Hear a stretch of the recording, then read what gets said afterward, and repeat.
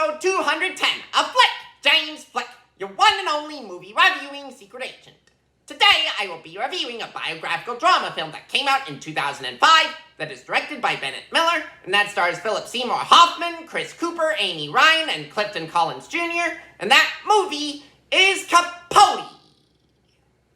So this movie has just started, and so far our titular real-life historical character, Truman Capote, who, mind you, was a writer, and who is played by the late, great Philip Seymour Hoffman, has just made his first appearance.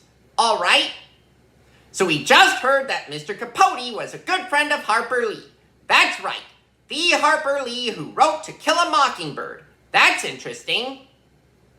He is now conversing with the Deweys, Alvin and Marie, who are real-life secondary characters, and who are here played by Chris Cooper and Amy Ryan respectively, about his writing. And we also have found out that Marie Dewey really likes Mr. Capote's writing.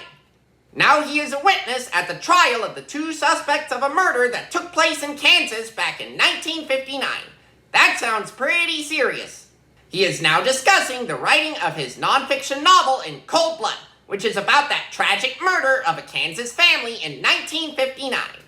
Now he has gone to the jail cell of one of the perpetrators of the murder of the Clutter family in Kansas in 1959, Perry Smith, here played by Clifton Collins Jr., for an interview with him. Mr. Capote is now giving out a speech that is about the nonfiction novel that he is working on, which is In Cold Blood.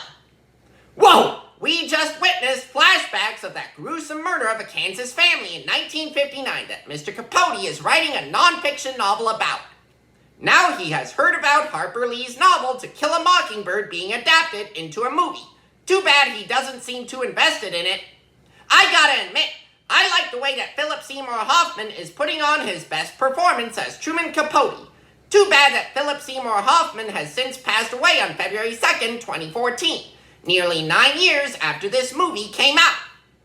Mr. Capote has now come back to Kansas for one last visit with the perpetrators of the murder of the Clutter family in 1959, before they are to be executed.